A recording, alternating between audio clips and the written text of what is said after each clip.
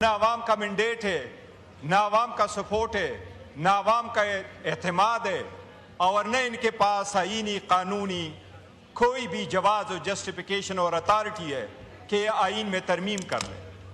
پہلے تو ایوان میں ہماری سیٹوں سے ہو کر کے اپنی میجارٹی پوری کر لی، لیکن جناب اسپیکر آئین میں ترمیم کرنا ایک سیریس ایشو ہے۔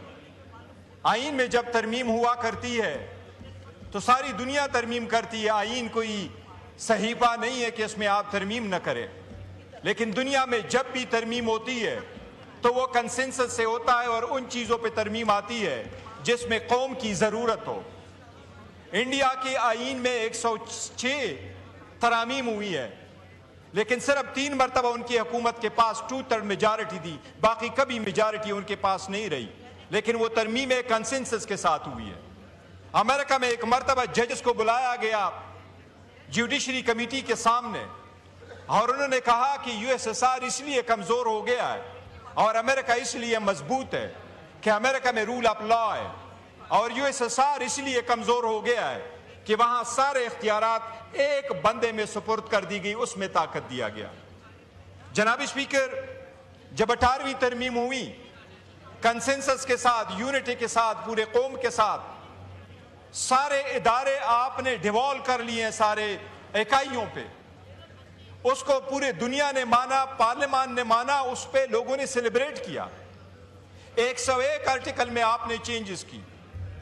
26ویں ترمیم میں جس وقت آپ آئیں، آپ 56 امینڈمنٹ کے ساتھ آئیں، 56 کو ریڈیوس کر کے 25 امینڈمنٹس پہ آپ آئیں، 25 آرٹیکل میں آپ امینڈمنٹ کرنا چاہ رہے تھے، اور اس میں سے پھر آپ 18 پہ آئیں، اور 18 میں حکومت کی جو امینڈمنٹس تھی ان میں 4 آرٹیکل پہ ہمیں شدید اختلاف تھا، اور ان میں سے ان کی کنسٹیٹیوشنل بینچ، ججز کی مدت ملازمت اور الیکشن کمیشن کو دوام بخشنا، یہ بڑا اس پہ ہمیں اعتراض تھا۔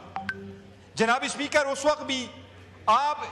وقت آپ نے جو چیزیں 26ویں ترمیم میں آپ سے رہ گئی تھیں، آپ اس کو تسلسل دینا چاہ رہے تھے۔ یہ اس بات کا ثبوت تھا کہ 26ویں ترمیم پاس کرتے ہوئے وہ امینڈمنٹس آپ نے سمجھا تھا کہ وہ آئین قانون کے خلاف ہے، وہ وفاق کے تقدس کے خلاف ہے، وہ جو ترامیم آپ لانا چاہ رہے تھے۔ اس وقت آپ نے اٹیک کر لیا تھا عدلیہ پہ، اس وقت آپ پورے وفاق کو خطرے میں ڈال رہے ہیں۔ جناب اسپیکر، جو لیک ہوا ہے، پہلی بات تو یہ کہ کیوں اتنا بڑا ترمیم عوام کے پاس، ایوان کے پاس، نمائندوں کے پاس ایک لیک آؤٹ ورشن کے سامنے لوگوں کے پاس آ جائے۔ جناب اسپیکر، میں 4 پوائنٹس عرض کروں گا۔ سب سے پہلے میں 27ویں ترمیم پہ بات کرنا چاہ رہا ہوں۔ جناب اسپیکر، آپ نے کہا کہ ایجوکیشن اور پاپولیشن کو وفاق سے کو ہم نے دینے ہیں صوبوں سے لے کے۔ ایجوکیشن اب irreversible ہے۔ ایجوکیشن دنیا میں ہمارے آئین نے ہمیں ڈال دیا کہ ایجوکیشن فنڈامنٹل رائٹس ہے۔ امریکہ کے آئین میں کہاں لکھا ہے کہ ایجوکیشن فنڈامنٹل رائٹس ہے؟ لیکن یہ سرکار سٹیٹ کرتی ہے۔ آپ نے جب ایجوکیشن کو ڈیوالو کیا تو اس کے ساتھ 2700 اسکول اور کالجز آپ نے صوبوں کو دے دیے۔ اس کو آپ اس سٹیج پہ ریورس کر رہے ہیں، جبکہ KPK کی حکومت کوشش کر رہی ہے کہ زیادہ سے زیادہ وہ اپنے پالیسی کے مطابق زیادہ کنسنٹریٹ کرے وومن ایجوکیشن پہ۔ یہ تو کبھی آپ کی وفاق کی پالیسی نہیں رہی۔ آپ ابھی پاپولیشن واپس لینا چاہ رہے ہیں صوبوں سے، اور پاپولیشن آپ لینا چاہ رہے ہیں جبکہ صوبوں کے ساتھ آپ کا پاپولیشن، اس کے لائٹ سروسز اور سوشل سروسز آلریڈی جا چکے ہیں۔ جناب اسپیکر، سب سے سیریس ایشو ہے نیشنل فائنانس ایوارڈ کا۔ صوبے اس وقت انتظار کر رہی ہیں کہ 11واں ایوارڈ کب آئے گا۔ آج تک 7واں ایوارڈ جو ہے وہ ایکسٹینشن سے چلا آ رہا ہے، جو 2009 میں تھا۔ 2010 میں 18ویں ترمیم کے مطابق اس کو ری وزٹ ہونا تھا، وہ نہیں ہو سکا۔ 8 اور 9 کو دوبارہ کر رہے تھے، 8 نہیں ہوا۔ جناب اسپیکر، آپ نیشنل فائنانس ایوارڈ کے متعلق جو آرٹیکل 160 ہے، آج تک جب سے آئین بنا ہے اس میں کبھی کسی نے امینڈمنٹ نہیں کی، اس کو کبھی کسی نے نہیں چھیڑا۔ 2010 میں جب 18ویں ترمیم ہوئی تو اس میں یہ یقین دہانی کرائی گئی صوبوں کو کہ نیشنل فائنانس ایوارڈ میں آپ کا شیئر ہمیشہ نئے ایوارڈ میں پریویس ایوارڈ سے کم نہیں ہوگا۔ اس لیے اگر آپ پریویس ایوارڈ کو کم کر رہے ہیں، آپ اپنے ابھی پاک کے پی کے کا حصہ ہے آپ کے پاس فار انسٹنس 14.28% ہے، جبکہ ابھی 19% ہونا چاہیے، اور آپ اس کو ریورس کر رہے ہیں، تو آپ پورے وفاق کو داؤ پہ لگا رہے ہیں۔ یہ بعض لوگوں کو یہ پاور دینا، یہ سے وفاق کو خطرے میں پڑ جائے گا۔ جناب اسپیکر، لاسٹ ٹائم جب ہم بات کر رہے تھے تو آرٹیکل 243 میں امینڈمنٹ آ رہی تھی۔ مولانا صاحب آئے، مولانا صاحب کو پتہ ہے ان کے ساتھ ہم نے بڑی کوشش کی، شاید اس مرتبہ ہمیں مولانا صاحب کے گھر کے چکر نہیں لگانے پڑیں گے، اور آپ کے ساتھ شاید کمیٹی میں بھی نہیں بیٹھنا پڑے گا، لیکن ہم اپنا آواز احتجاج کے طور پر ایوان پہ اٹھائیں گے کہ یہ ایوان پہ حملہ ہے۔ جناب اسپیکر، وہ کمیٹی جو ہم نے بنائی تھی، جس میں ہم پیش ہوئے تھے، جس میں مولانا صاحب نے لاسٹ نائٹ پہ انہوں نے بڑی اس کو سیو کیا تھا، ہم امید کر رہے تھے کہ کامن سینس پریویل کرے گا۔ جناب اسپیکر، یہ ایسا وقت ہے کہ قوم بہت ڈیوائیڈ ہو چکی ہے، تناؤ بہت بڑھ چکا ہے، دہشت گردی عروج پر ہے، خسارہ ٹاپ پر ہے، لوگ اپنی زندگی کو مزید داؤ پہ نہیں لگا سکتے۔ اس وقت پاکستان کی سالمیت کا فکر کرو، خطرے میں نہ ڈالو بعض لوگوں کے لیے۔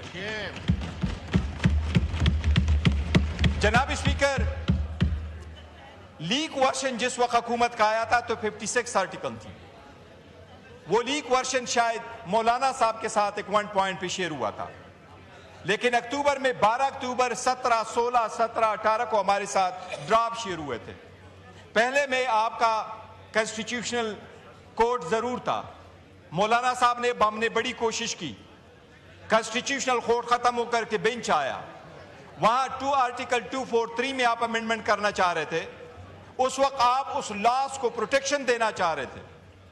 جناب اسپیکر، آئین میں ترمیم اس ایوان کا حق ہے، اور اس ایوان میں ایگزیکٹ ان لوگوں کا حق ہے جو مینڈیٹ لے کے عوام کے پاس آئے ہوں۔